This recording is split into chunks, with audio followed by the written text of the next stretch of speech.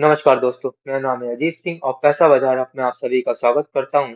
आज हम उन स्टॉक्स के बारे में बात करेंगे जो पिछले एक महीने में 25% से भी ज्यादा क्रैश हो चुके हैं या फिर कहें करेक्शन हो चुके हैं। सबसे पहले कंपनी की प्रोफाइल के बारे में जानेंगे और उनमें जो करेक्शन आया है उसका रीजन जानेंगे। फिर कंपनी के फाइनेंशियल मैट्रिक्स के बारे में बात करेंगे और फिर कंपनी की स्ट्रेंथ और वीकनेस के बारे में भी जानेंगे। हमारा पहला स्टॉक है देवयानी इंटरनेशनल। स्टॉक गिरा है 189 से 136 पर, तो अप्रॉक्स 27% स्टॉक करेक्ट हो चुका है। करेक्ट हुआ वीक परफॉर्मेंस के चलते। बिजनेस प्रोफाइल की बात करें, क्विक सर्विस रेस्टोरेंट है। कंपनी की मार्केट कैप है अप्रॉक्स 17,000 करोड़ की।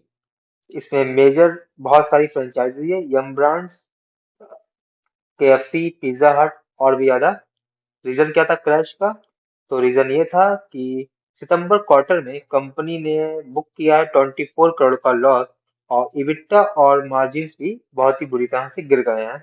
कंपनी के फाइनेंशियल मैट्रिक्स की बात करें तो कंपनी की मार्केट कैप है एग्जैक्ट 16,804 करोड़ की। करंट प्राइस है 136 का।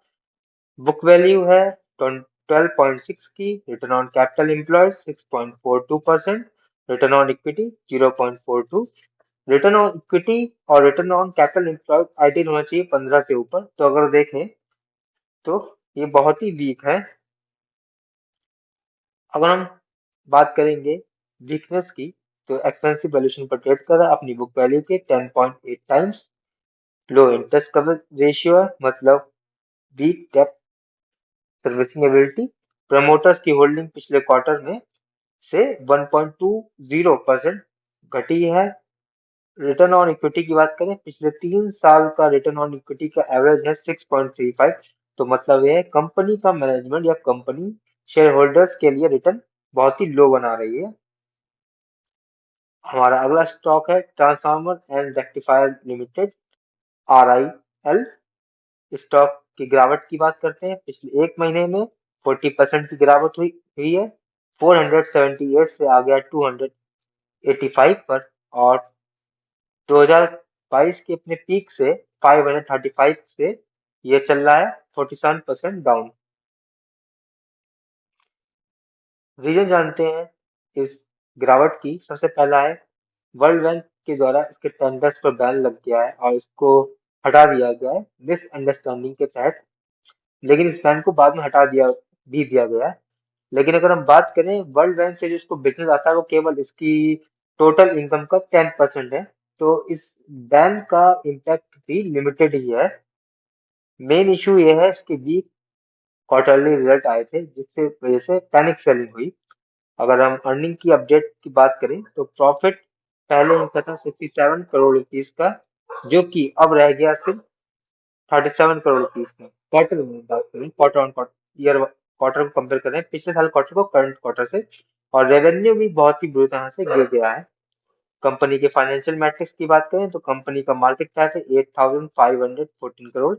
करंट प्राइस है 284 का। पीई रेशियो है 34.1 का 4 का। बुक वैल्यू है 44.8 की। रिटर्न ऑन कैपिटल एम्प्लॉयड की बात करें 28% का है।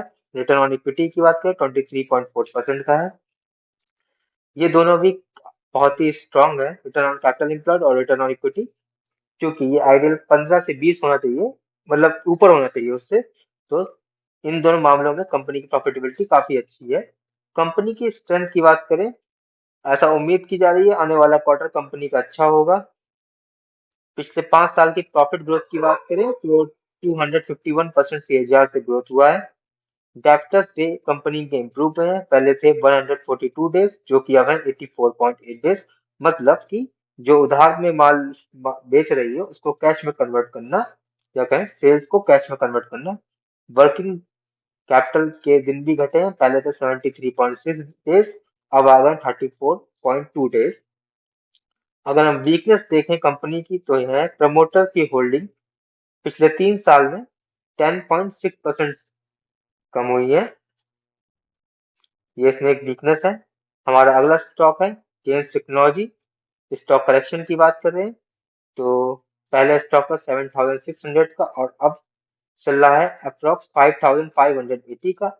अगर हम इस हाई से बात करें, मतलब पिछले 2 महीने में देखें, तो 26% करेक्ट हो चुका है और ये ट्रेड कर रहा है एक्सपेंसिव वैल्यूएशन पर, पी रेशियो 98 पर। तो कंपनी का मैनेजमेंट और बिजनेस की बात करें तो दोनों ही चीजें काफी स्ट्रांग है। मैनेजमेंट ने ये फोरकास्टिंग कर रखी है कि ये अपनी एनुअल ग्रोथ है रेवेन्यू की 30% पर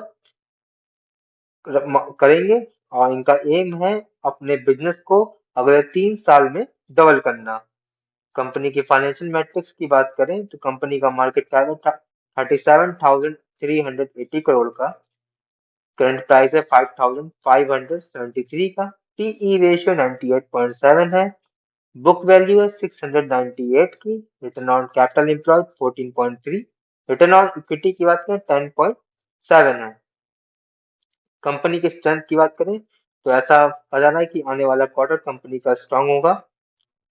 और प्रॉफिट ग्रोथ की बात करते हैं पिछले 5 साल की, तो 95% सीएजीआर से ग्रोथ हुआ है, तो काफी अच्छी ग्रोथ है।